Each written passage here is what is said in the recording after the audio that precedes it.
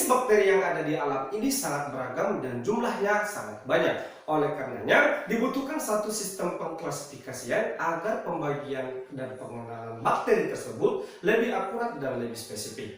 Nah, seperti apa bentuk pengklasifikasian bakteri? Disimak dengan baik. Jika kamu suka video ini, jangan lupa beri like dan subscribe. Jangan lupa tanda lonceng. Oleh karena banyaknya jenis bakteri, diadakan sistem pengklasifikasian agar pengenalan spesiesnya lebih akurat.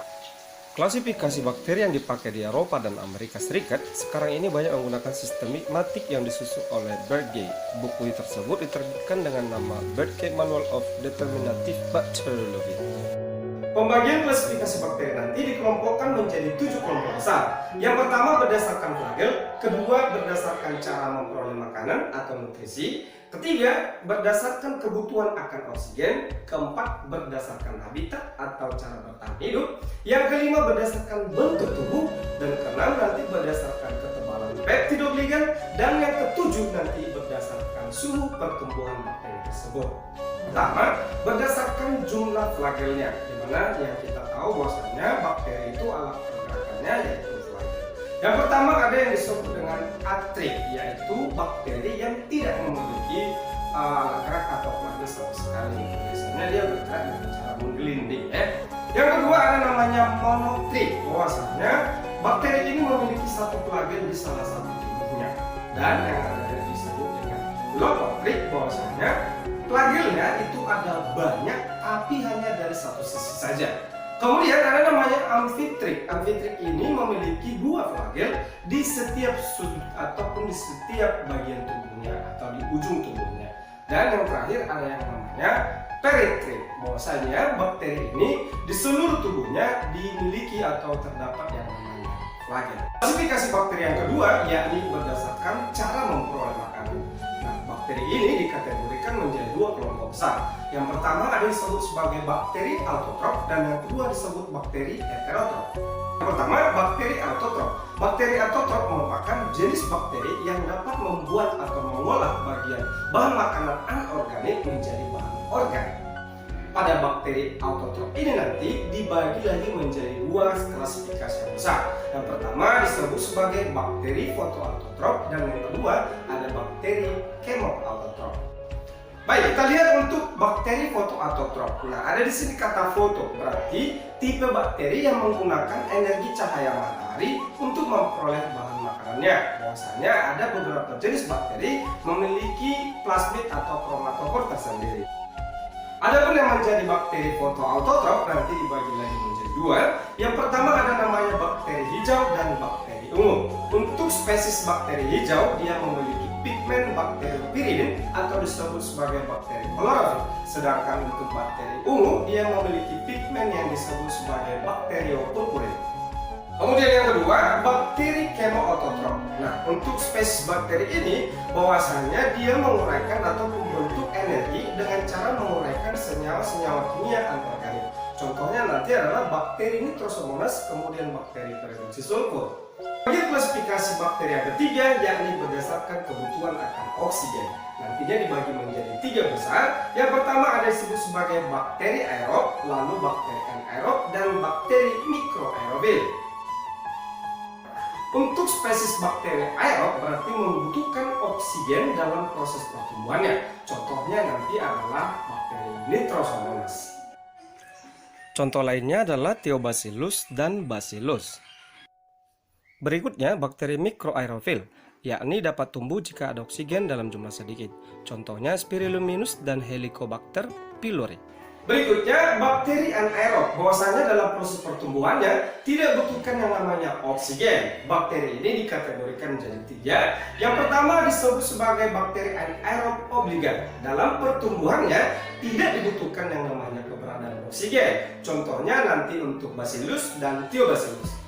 Lalu ada disebut sebagai bakteri anaerob fakultatif. Dalam proses pertumbuhannya tidak dipengaruhi oleh ada atau tidaknya oksigen. Contohnya adalah bakteri E. coli atau Escherichia coli, kemudian Salmonella dan Staphylococcus. Dan yang Yang ketiga ada disebut sebagai bakteri aerob intoleran. Bahwasanya bakteri ini tidak dipengaruhi akan adanya oksigen. Contohnya adalah Lactobacillus. Yang keempat, klasifikasi yang keempat berdasarkan bentuk tubuh dari bakteri. Bahwasanya bakteri itu ada berbentuk bulat atau disebut bentuk kokus, ada bentuk batang atau disebut sebagai bentuk basil, dan bentuk spiral ataupun bentuk pegas. Yang pertama berbentuk bulat, ada yang monokokus yaitu berbulat satu tunggal, diplococcus berbentuk 2 atau saling berdempetan, streptococcus berbentuk 4 berdempetan, starkina berbentuk 8 bulat, streptococcus yaitu lebih dari 4 atau berbentuk rantai, dan staphylococcus lebih dari 4 nanti akan berbentuk seperti buah anggur.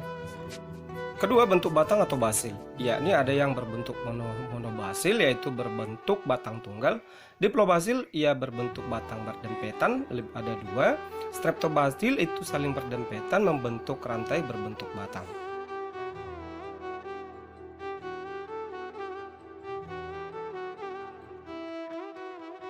Bentuk berikut yaitu spiral atau bentuk pegas. Nanti ada yang disebut sebagai spiral bentuk bergelombang, ya.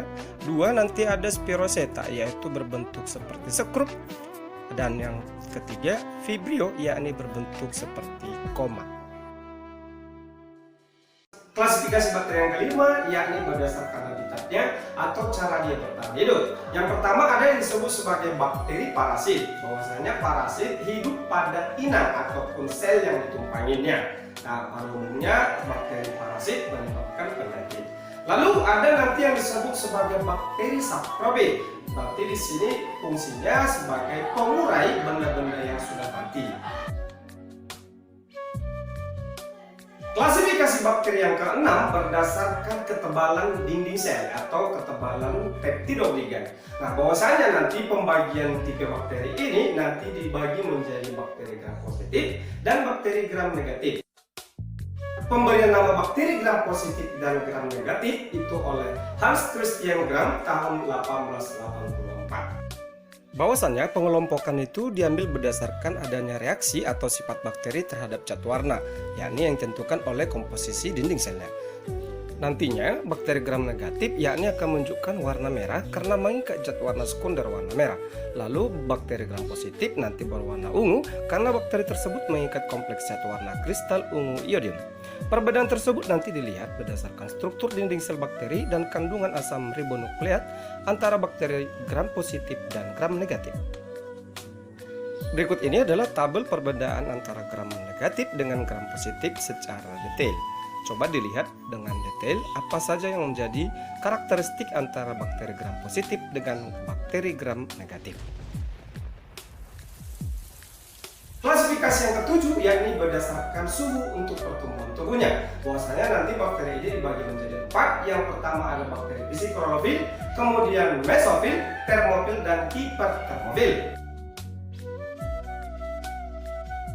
Bakteri mesofil yaitu hidup pada suhu 20 hingga 40 derajat Celcius dengan optimumnya 30 hingga 38 derajat Celcius. Sedangkan bakteri psikolofil hidup di suhu rendah antara 0 hingga 30 derajat Celcius. Kemudian bakteri hipertermofil hidup pada suhu di atas 75 derajat Celcius, bahkan ada mencapai 100 derajat Celcius. Bakteri termofil hidup antara 20 hingga 40 derajat Celcius dengan suhu optimum 30 hingga 38 derajat Celcius.